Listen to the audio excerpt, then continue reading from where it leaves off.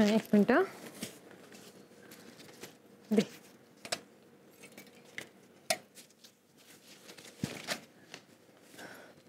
चला बाय आजोबा, बाय आजी, येते मी. मनू, 1 मिनिट थांबतेस का?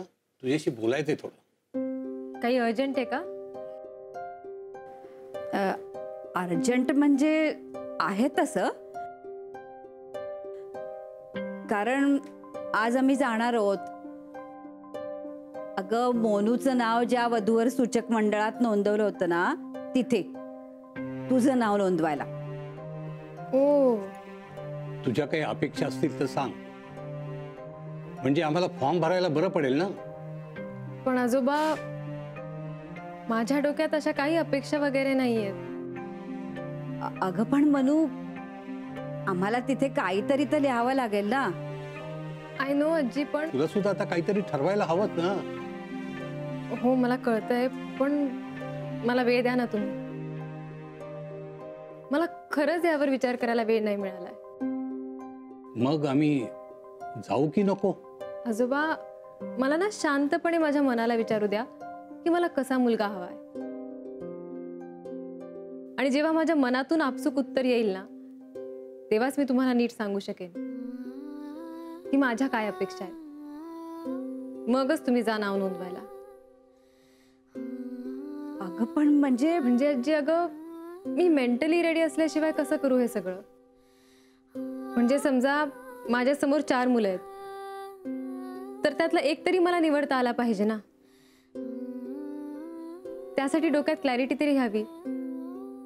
आणि समजा आपण घाईघाईत एखादा मुलगा निवडला आणि सगळं फसलं तर? मग उगाच तुम्हालाही त्रास, मलाही त्रास, आणि त्या मुलालाही त्रास. तसं नको ना व्हायला. मी नक्की सांगेन तुम्हाला माझ्या मनाची तयारी झाली की. अरे बापरे, चला मी निघते, मला उशीर होईल. हा, बाय बाय.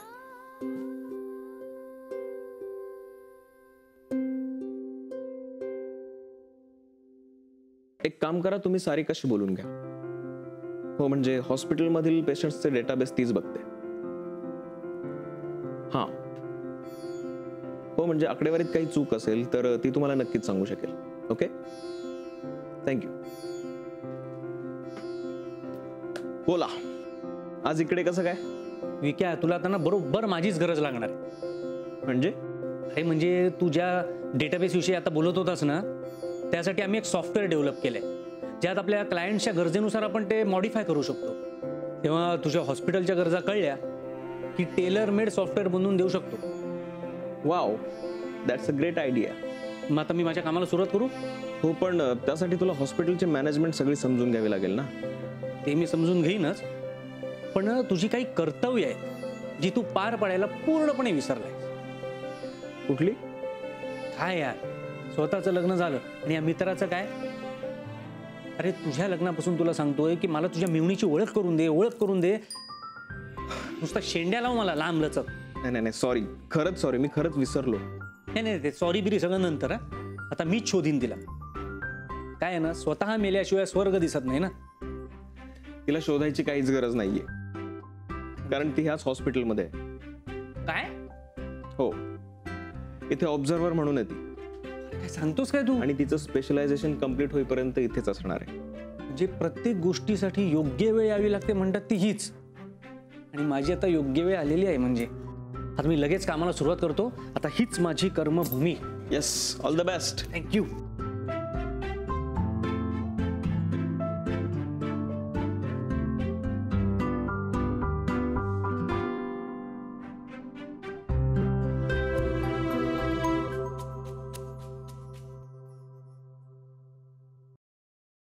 हे घ्या. ताई सुट्टे द्या ना प्लीज. सुट्टे नाही माझ्याकडे. काका सुट्टी असायला पाहिजे ना तुमच्याकडे, इतकी भाडी असतात तुम्हाला. अहो सुट्ट्यांचा खूप वांदा चाललाय. नाही येतो माझ्याकडे सुट्टे. काय झालं? काय झालं? हा प्लीज. काय प्रॉब्लेम काय तुमचा?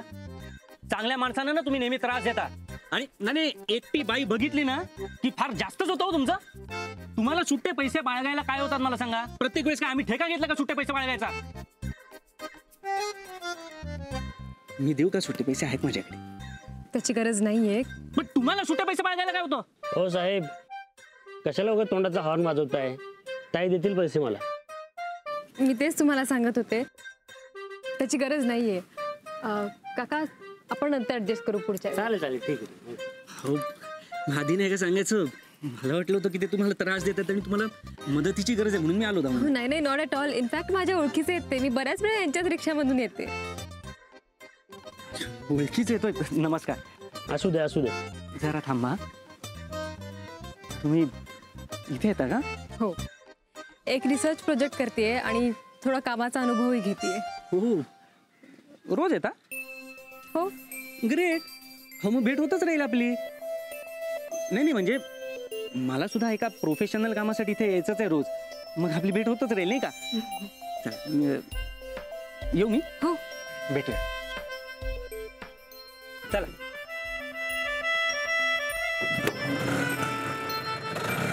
हे कोण टाकणार?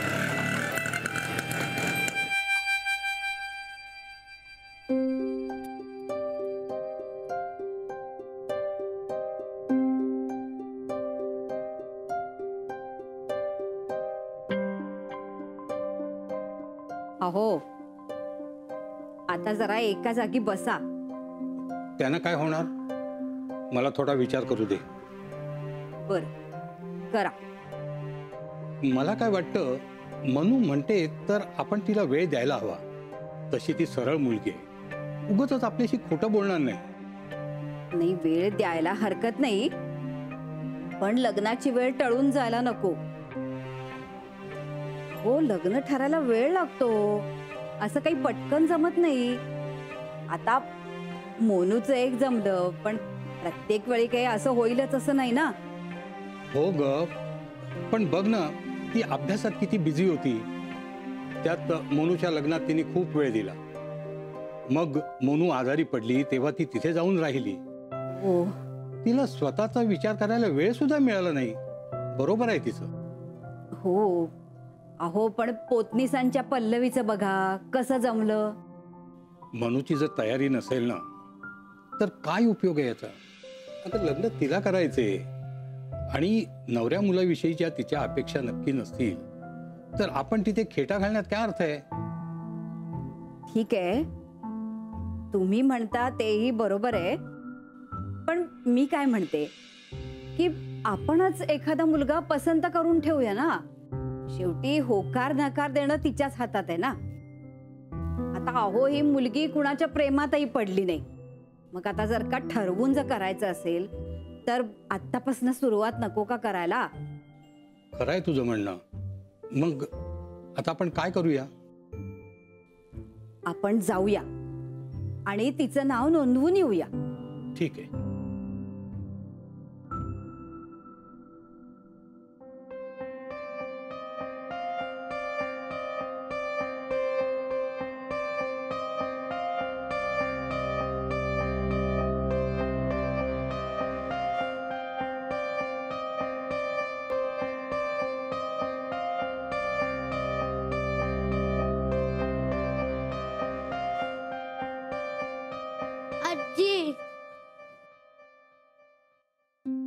काय झालं माझ्या सोनूला? आजी हा बघ ना खेळतच नाही महाबाबा, ह्याला कंटाळा आलाय. असं नाही करायचं राजा, दादा बरोबर खेळायचं की नाही. नको मला कंटाळा आलाय. असं दोघांनी म्हणायचं नाही कंटाळा, दोघांनी मिळून एकत्र खेळायचं, मग मज्जा येते की नाही? येते की नाही? दादा आणि तू खेळतो तेव्हा असं नाही करायचं राजा. आजी तुम्हाला एक गोष्ट सांग ना. अरे देवा, गोष्ट? आता गोष्ट सांगायची म्हणजे मला आठवत बसावं लागेल. मग मी एक काम करते, रात्री झोपताना सांगू गोष्ट? नाही आता आता आता आता. अरे काय काय, आजीला त्रास होतो, ओरडू नका ना राजानो. आधी बसा, तिकडे जा बसा, सांगते गोष्ट. ए ढकला ढकली नाही, मारामारी नाही, गोष्ट हवी आहे ना. आजी तू आम्हाला एक अशी गोष्ट सांग जी तू आधी कोणालाच सांगितली नसशील. कुठली सांगशील? थांब बाबा, मला आठवावं लागेल. तुम्हाला मी एक अशी गोष्ट सांगते जी फार पूर्वी मी एका गुणी बाळाला सांगायची. त्याचं नाव काय होतं? मला प्रश्न नका विचारू, गोष्ट ऐका.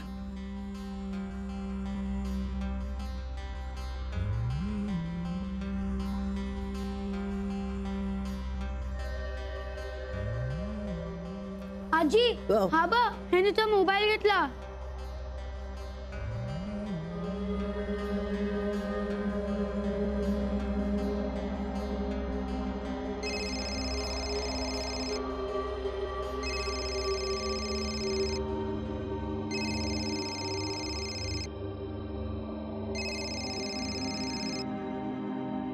हॅलो. एक ना छोट कासव बाळ होत, ते आपल्या आजी बरोबर राहायचं. त्या आजी बरोबर जेवायचं, गप्पा मारायचा. ते बाळ आपल्या आजी बरोबर झोपायचं. तो रोज रात्री झोपताना आपल्या आजीला आपली स्वप्न सांगायचा. काय होती ते कासवाची स्वप्न? तो म्हणायचा, ए आजी, मला ना आकाशात उंच उंच उडायचंय. पण कासव कसं उडणार हवेत? त्याला तर पंखच नसतात. त्याला पंख नसतात, बरोबर बोललास. ते आजीला म्हणायचं, ए आजी, माझ्या पाठीवर ओझं का दिलंय? याच्यामुळे मला उडता येत नाही ना. आजी म्हणाली,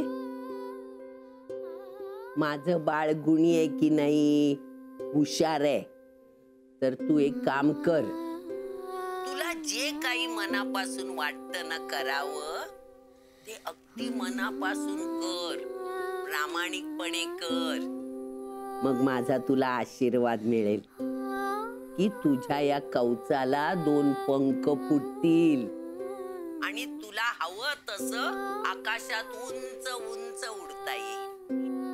वाव, आजीने कासवाला पंख दिले, विंग्स. विंग्स दिले, पण त्याबरोबर एक अट सुद्धा दिली.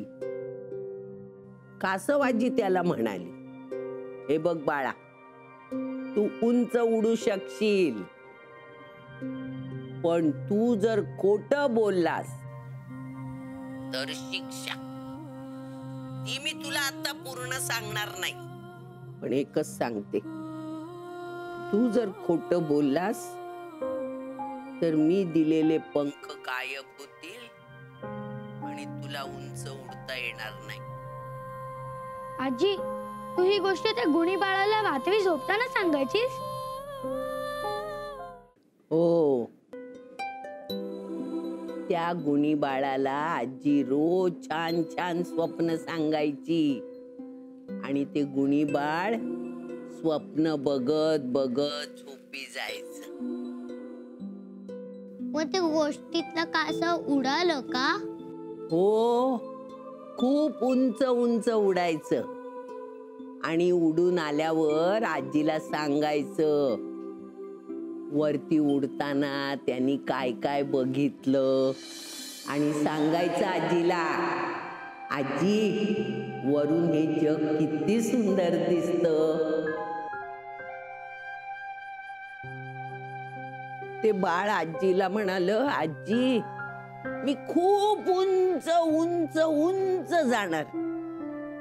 आजी म्हणाली, जा बाळा, तू जितका उंच जाशील ना तितका मला आनंद आहे. आणि राजा, तू उंच का जातो माहितीये? कारण तू खरं बोलतोस, खरं वागतोस, म्हणून तू उंच उंच उडतोस. ते बाळ म्हणालं, आजी मी कधीच खोटं बोलणार नाही. तुझी शपथ सांगतो, मी कधीच खोटं बोलणार नाही.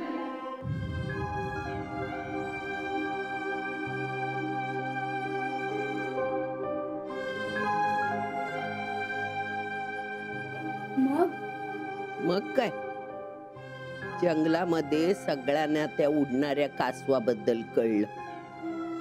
प्रत्येक जण त्या कासवाचं कौतुक करायला लागले. जो भेटेल तो आपला त्या कासवाबद्दल बोलत होता. पुढे काय झालं? एक दिवस असं झालं की कासव बाळाला उडताच येईना. म्हणजे ते खोटं बोललं?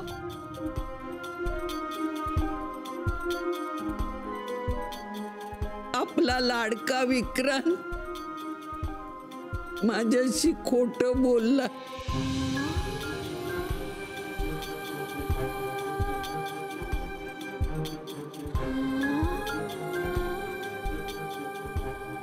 हाय.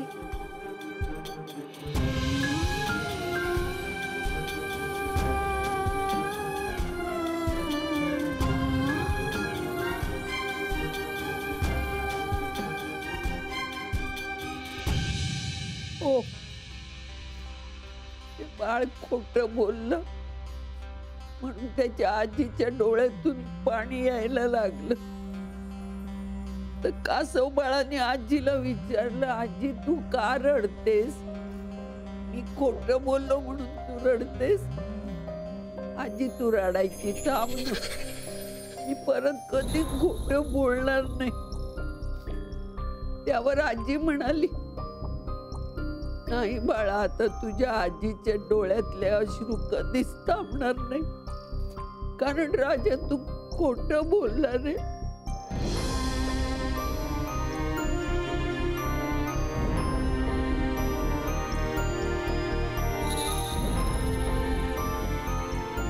आता तुला उडता येणार नाही आणि आजीला हसताही येणार नाही, अशी शिक्षा ठरली होती.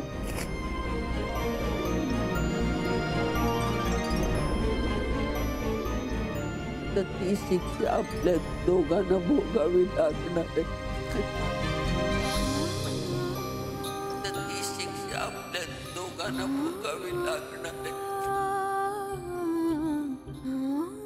मग त्याला आता पंख कधीच नाही मिळणार, तो परत फ्लाय नाही करू शकणार.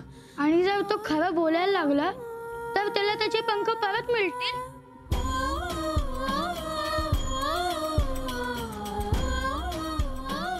सांग ना आजी. होय, तो जर खरं बोलला ना आणि त्यांनी प्रॉमिस दिलं तरच त्याला उडता येईल. इथनं पुढे मी कधीच खोटं बोलणार नाही, तर आणि तरच त्याला पंख येतील. आणि मग कासवाची आजी पण असेल.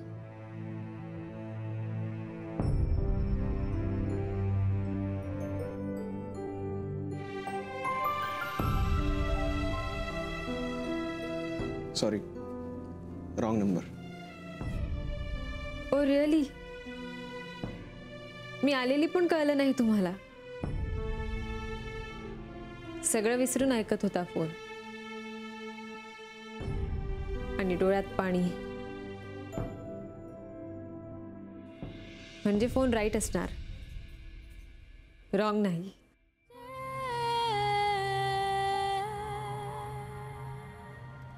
आजीचा होता. काय आजी बोलल्या तुमच्याशी?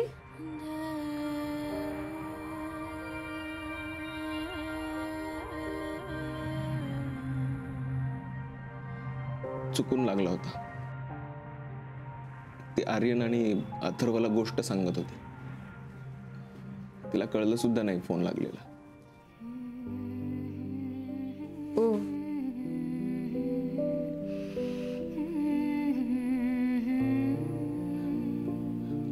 आजी हसली पाहिजे का? हसायला हवं आजीने.